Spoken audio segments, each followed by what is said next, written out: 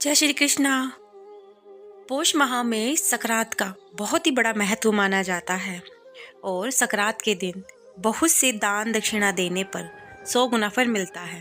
कहते हैं आज के दिन स्वर्ग का दरवाजा खुलता है और इसीलिए आज जो भी दान दक्षिणा दी जाती है उसका 100 गुना फल मिलता है। तो आइए महिलाएं आज के दिन कुछ नियम लेती हैं, जैसे कि चिड़िया मुट्ठी देना, बाजरा डालना, जमींदारने को एक टोकरा झाड़ू देकर 1 वर्ष तक घर के बाहर झाड़ू लगवाना और अगली सकरात पर साड़ी ब्लाउज रुपए देना। तो कुछ तरह के नियम जो महिलाएं बड़ी सकरात पर धारण करती हैं और उन नियमों को 1 साल तक पालन करने के बाद उनका उद्यापन करती हैं। तो हम कुछ नियमों को आज सुनेंगे। अगर आपने इनमें से कोई भी नियम अभी तक नहीं लिया है और आप लेना चाहती हैं तो आप इनमें से ले सकती हैं, जिनमें पहला है चिड़िया मुट्ठी देना। यह नियम बड़ी सकरात से ही लिया जाता है। 12 महीने तक 1-1 मुट्ठी चावल चिड़ियों को देते हैं। यदि रोज देना संभव नहीं होता तो 31 मुट्ठी चावलों को महीने आने पर बड़ी संक्रांति को चिड़ियों को दे देते हैं। 12 माह पूरे होने पर बड़ी संक्रांति के दिन उद्यापन करके 1 चांदी की चिड़िया, चावल और रुपए रखकर इन पर हाथ लगाकर अपनी सास के चरण स्पर्श करके उनको दे देते हैं। दूसरा नियम है भगवान के पट खोलना। किसी भी मंदिर में भगवान के लिए एक पर्दा भिजवा दिया जाता है। उसके बाद मंदिर के पुजारी से पर्दा हटवाकर एक थाली में मिठाई और रुपए रखकर भगवान की प्रतिमा को प्रणाम कर भगवान को समर्पित कर दिया जाता है। इसमें तीसरा है सोते हुए ससुर को जगाना। बड़ी संक्रांति के दिन लड़की के पीहर वाले लड़की की ससुराल में सोने के निमित्त पूरा गद्दा, जिसमें गद्दा, तकिया, रजाई, चादर होती है, उसको भिजवा देते हैं। इस बिस्तर पर ससुर जी सो जाते हैं। इसके बाद बहू उसके ससुर को पलंग के चारों ओर नारियल बजाकर जगाती है। जब ससुर जी उठकर बैठ जाते हैं तो उनके आगे रुपए और लड्डू रख दिए जाते हैं। इसके बाद सास के भी चरण स्पर्श कर उन्हें रुपए दिए जाते हैं। अगला नियम है कोठी मुट्ठी। यह नियम भी बड़ी सकरात से ही लिया जाता है। एक बर्तन में चावल भर लिए जाते हैं और बर्तन से प्रतिदिन मुट्ठी भर चावल थालों में भर लिए जाते हैं। इसके बाद इन थालों के चावलों को प्रतिदिन या फिर 31 थाली चावलों को माह की संक्रांति तिथि के दिन ब्राह्मणों को दान दिया जाता है और बड़ी मकर संक्रांति को इसका उद्यापन किया जाता है। अगला नियम है गुड़ की भेली।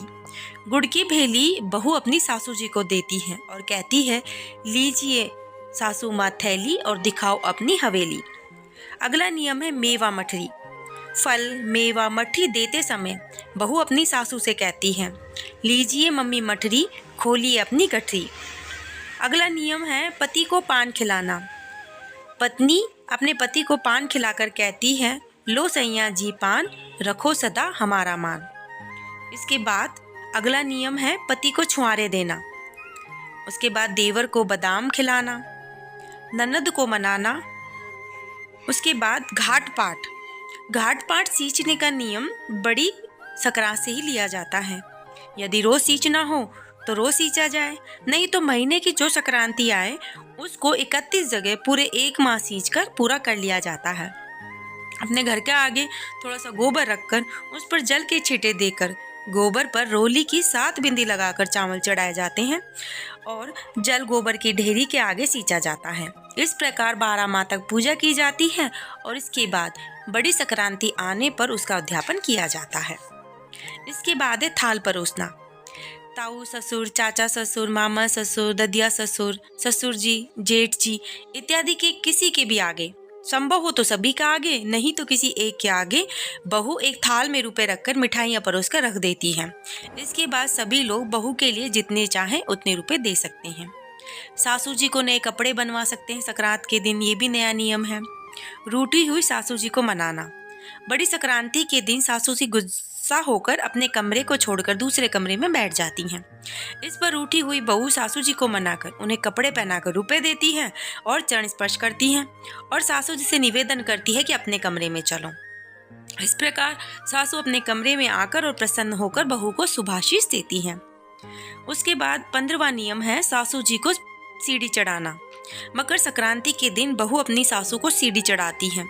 पहली सीढ़ी पर गिन्नी या फिर जो भी आपकी श्रद्धा हो आप दे सकती हैं। सासू जी उन रुपयों को उठाती हुई सीढ़ी चढ़ती जाती है और अंतिम सीढ़ी पर गिन्नी अथवा जितने रुपए रख सकते हैं उतने रखें। इससे पहली सीढ़ी चढ़ाते समय रखे जाते हैं और इसके बाद सासू जी को नीचे उतार लें। इस प्रकार का ये नियम है। बाद में अपनी सासू माँ के चरण स्पर्श कर लें। देवर के लिए घेवर और देवरानी के लिए चूड़ी देना। 17वां नियम है आवल चावल खूटी चोर। रसोई में चावल बनाकर अपनी नंदों को भोजन करवाते हैं। इसके बाद एक खूटी पर साड़ी और चूड़ी टांग देते हैं। जितनी नंदे हों उनसे भाभी कहें, आवल चावल खूटी चोर दिखाओ। इस पर ननद खूटी पर अपने वस्त्र भाई भाभी को दिखाकर खूटी से ले लेती है। 18वां नियम है नंदोई को झोला भरना।